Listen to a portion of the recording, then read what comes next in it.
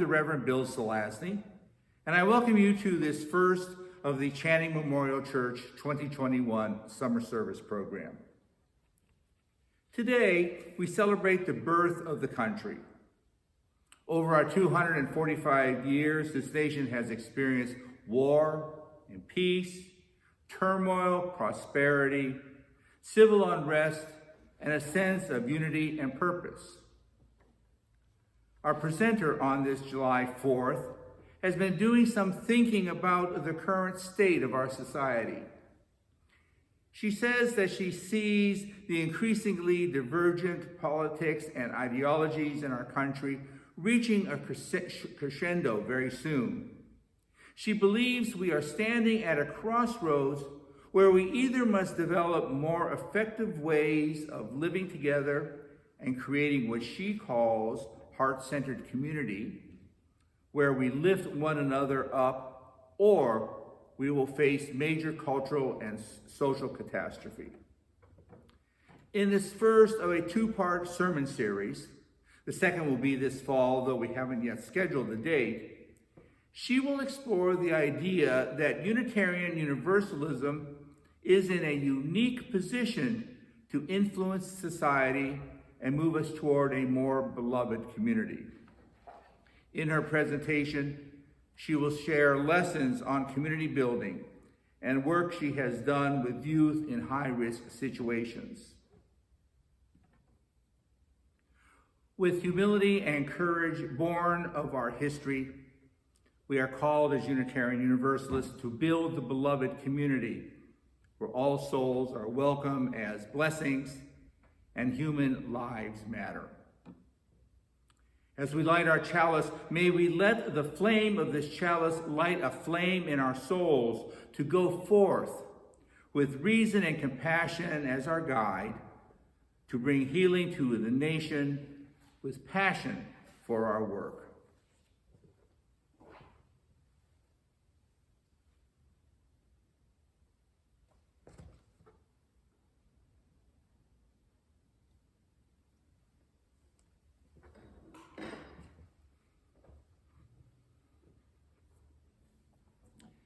Interfaith minister and board-certified coach, the Reverend Jeannette Bessinger is our guest presenter today. She brings a holistic perspective to her work, presentations, and writings that have appeared in Consumer Report, in the Washington Post, on NPR and NBC News. Her passion is to bring healing and resilience that honor the truth of who we are as powerful humans and to be beacons of light to others. And now I present to you Reverend Jeannette Bessinger. Good morning. As I speak to you through this tiny computer lens, I'm reminded yet again of why the subject of community has seemed to me so particularly vital right now. When we still can't even gather together as a congregation, the possibility of building and strengthening our community can feel a little remote. The fact is, the Unitarian Universalist Church as a whole is facing some deep community challenges. When my family joined Channing in 1970, the church had a total membership of about 238,000 people. Last year, in 2020, the membership was just over 187,000, having dropped every year since 2008. UU membership is not growing. Relative to national population growth, our membership has been on a steady decline. In fact, membership is falling across most faiths in this country. According to the 2021 Gallup poll, Americans' membership in houses of worship dropped below 50% last year, the first time in its 80-year history. In researching these statistics, I was struck by the notion that maybe the church's need to revitalize its congregations could actually serve a wider call that this nation is facing to heal its fault lines and build a more just and balanced community. If we address the barriers to congregation growth and development in conscious and effective ways, perhaps we could become an incubator for healing our broader crisis of separation. This may be an especially appropriate call for the UU Church, as in many ways the development of Unitarianism coincided with the development of this country. As I explored this historical connection, I reflected back on my own lifetime as a part of Channing Church, what it was like to be a kid growing up in a vibrant, active congregation in the 70s. This led me to ponder exactly where I've learned the most about building community. From this church, yes, and also I realized from my experience listening to the stories of many, many young people in the 90s through my work with a social service agency. By the time my pondering was done, it was clear that I had 2 sermons, not one, on this vital topic. Today, I'm going to try to tease out some of the learnings from those experiences in my past that might help support a new model of community building for the future. I believe that right now, we need nothing short of a community revolution. Part 2, the second sermon, will focus more specifically on our national situation and some of the recent UU efforts to forge something new in the vision of beloved community, a term coined by philosopher-historian Josiah Royce, and popularized and developed by the Reverend Dr. Martin Luther King Jr. So to get started, let's go back in time, way back to the dawn of the 70s. I grew up as a Navy brat. Like all Navy kids, I moved around a lot. One of my brothers was born in Italy, while my father was stationed in Vietnam. We followed the ships to Newport when I was nearly 6 and continued to move around Rhode Island for several years, even after my parents divorced and my dad was sent to California. I changed elementary schools many times, sometimes even in the middle of a year. If I wanted to have any friends, I had to figure out how to make them fast. I learned early on that the art of spinning yarns tended to attract other kids' attention. Fortunately, I also learned pretty quickly to channel that dubious tendency into a love of actual storytelling and eventually of theater. But in those early days when we were moving around a lot and my family was breaking up and reforming, I found support and real companionship at Channing Church. We joined right away, and I'll always be grateful to my mother for that, because the community at Channing became an anchor of consistency for me when so much else in my life at that time seemed like it was constantly in flux. I met my oldest friend at Channing in that first year, and many, many years later, performed his wedding ceremony in Hawaii. With so little life experience in other places, Channing literally showed me what community looked like, felt like. What I remember best is not the teachings of the classes or the sermons, but the actual lived experiences. The evolving friendships with the other kids. The friendly respect of the adults. I always felt welcome among the grown-ups, but I was also held accountable when I was out of line. I had to make reparation one time for thoughtlessly messing up a rug with spaghetti brains during a particularly memorable Halloween haunted house. I had real fun. I played a lot, and not just with the other kids, but with the adults too. I was nourished by a deep, reliable sweetness in summer gatherings for the annual clam bakes at the Clark's beautiful home in Jamestown. I learned about service with concrete actions. I actually remember learning to consider the needs of people in different circumstances to mine. The small sacrifice of adding change to the little cardboard boxes on the dining room table to raise money for food for others. And the adventure and big challenge of walking a full 10 miles around the Ocean Drive for the crop hunger walk. I found comfort and stability in the familiar ritual of egg hunts in the park at Easter, and that special soft light of real candles, singing that heart-opening final carol, Christmas after Christmas. I manned the nursery during services for a few years when I was a little older, learning that giving and receiving are part of the same continuum. I even found a place for my own interests, support for my budding love of theater, taking part in a play about famine during a service, performing a goofy dance with a group of friends with pillowcases pulled completely down over our bodies at the infamous gong show, being allowed to climb across the pews in a real dance performance. That feeling of being trusted enough as a teenager to lead my very first guest service at Channing. And maybe even more importantly, in my dynamic and diverse youth group in sex ed class, now called Our Whole Lives, I learned that loving is based in the heart, with the body coming in at second place, even though it's very important. And that we love who we love, and that's as it should be. We were thoughtfully encouraged by a very cool and loving couple to share our vulnerabilities in a safe way, to show up as exactly who we were, and to honor the differences between us. Around the age of 11, I was asked if I would consider helping out another parishioner. She was in her late 70s and legally blind. With that request began what remains one of the loveliest relationships of my life. In working for Helen, I first learned about mutual support. She paid me a little money I very badly needed at the time, and I helped her with the mail she couldn't read, clean the dirt she couldn't see. Our mutual support blossomed quickly into genuine friendship. Through my time with Helen, I learned that age differences aren't actually barriers to love, support, to family. She was born in 1899, and she told me her tales of scandal, of being the first woman to wear a bikini at Lake Erie, of what it was like to be a flapper in New York City, of daringly leaving her husband and only financial support because he hit her.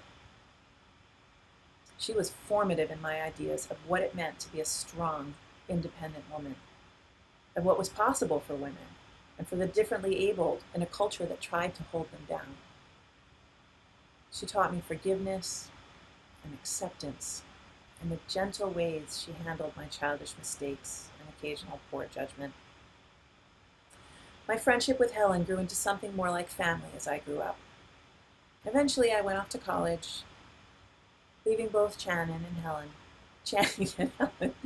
to study literature and theater in New York City. I found a new kind of belonging in the eclectic realms of live performance, theater, and dance. Here was a profoundly diverse group of people, all ages, races, identities, tasked over and over again with becoming new groups who could work intimately together toward a common goal. In my training, I dove deeply into the form of the human story, how we build our personal identities and wider cultures in the stories that we craft and we share.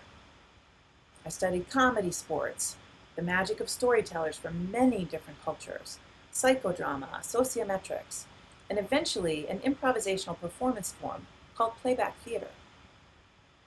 I learned that both owning your story and being able to change it could have a profoundly healing effect.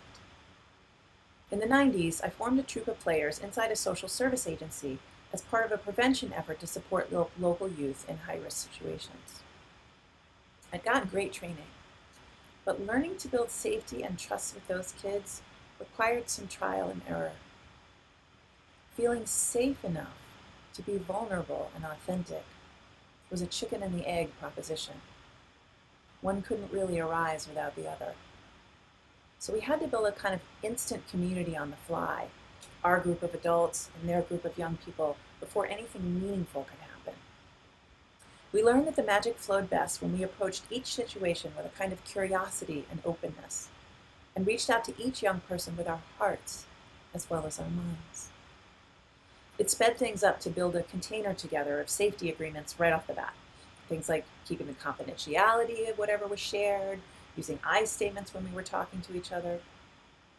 But on reflection, I think the most crucial elements to successfully forming new community over and over again were first, to quickly find some commonalities between us, and second, to make tons of space for and to honor our differences. Both were equally important. We'd warm up for the playback with various physical ways of telling story snippets, little important moments, until the participants started sharing their fuller stories, whatever felt meaningful to them at the time. Some were funny and light, many were deep and painful. After that first playback, each storyteller was invited to edit the performance, correcting or directing the actors until the playback felt genuine, true to them. They then had the opportunity to change any element of their story in any way they wished and watch it played back in a new way. It gave them a sense of control, sometimes over terrible events that took place when they were powerless to change them. When the trust was there, real magic could happen. We witnessed so many forms of healing, of closure, of release, the reshaping of outmoded or harmful identities. I wish I could share one of the young people's stories to give you a sense of this, but all of them were told in confidence. So I'll share one of my own from my very first playback training that I attended. It was a story about Helen. So we sit together up on a stage area with an audience, and the storyteller sits next to a person called a conductor who helps to support the storyteller, elicit the story, and guides them to cast it. So there's a group of actors, and you can choose them to play yourself and other characters, even objects. So this was a story of mine of a recent Christmas morning. Helen had passed away a few years earlier, and she'd been on my mind a lot. Her birthday was in December. So I'd been over at a friend's house, and I was heading home to celebrate with my family very early in the morning. And I thought I would stop at her gravestone and just say hello. So I went to the place where I thought her headstone was, and I couldn't find it. So I looked around and wandered, and I just got more and more upset, and I realized that I had forgotten where she was in the cemetery. And this was heartbreaking to me. So the way that the players played this back for me, an actor playing Helen stood in the center of the space over something that was marking a headstone, and she started to sing. She sang like this little ditty. It sounded like a 1920s kind of a thing, and the actor playing me was walking around the space all over the place, calling her name and looking for her, looking right through her, looking at her, away from her, but never quite seeing her, until she finally just gave up, and she covered her face like that with her hands. And at that moment, the actress playing Helen, she started to sing my name. She sang it gently and sweetly and soothingly. And the actress playing me removed her hands and lifted her face. And the conductor asked me, did I want to see it played a different way? And I really didn't, because I had realized in watching it played out like that the gravestone doesn't matter at all. This closed what I didn't even know was an open wound.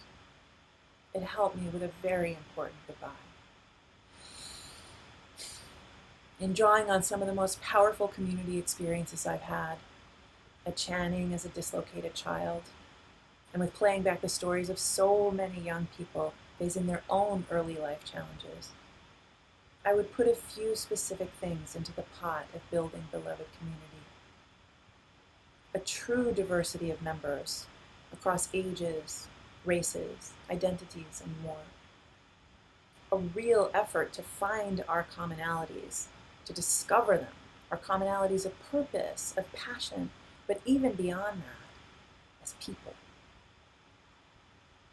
And I would add a genuine sharing and celebrating of our differences, perhaps finding some ways to share our individual stories and to build a new collective one together. Though in 2021, it's a new church now, with new challenges, I believe it's possible to adapt in ways that could allow those shining qualities I experienced as a child to help forge new community for the exploration of individual experiences on the faith walk, working on the common goals of the 7 principles of Unitarian Universalism, and maybe even acting as a model for coming together in broader ways, even as a nation. And as I'll elaborate on in the next sermon, to explore more deeply the element of beloved community of the proposed eighth principle, the ways we can add intentionality and accountability and innovation into the pot. I have faith that together we can evolve something new and powerful to meet the deep needs of these times of separation. I'll leave you with a quote from Mother Teresa. If we have no peace, it is because we have forgotten that we belong to each other.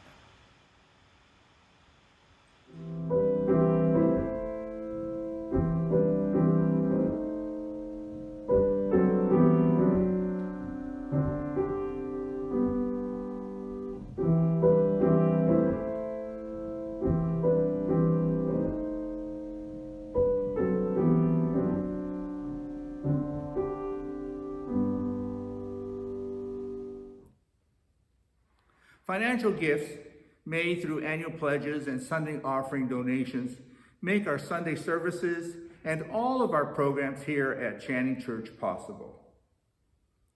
I hope you will take a moment now or after we finish with the service to go to our website, www.channingchurch.org. Click on the donate tile on the home page, follow the directions, and make a donation. Each donation is very important to keeping this church operating. If you have found this service or our other summer programs interesting and meaningful, please come back next week and let a friend know about Channing Church. If you would like more information about Channing Church, again, go to our website, www.channingchurch.org. Our closing words are by Joseph Cleveland. May we hear the melody of life and find ourselves singing harmony. May we feel in our bones the rhythm of life and find ourselves dancing. So be it.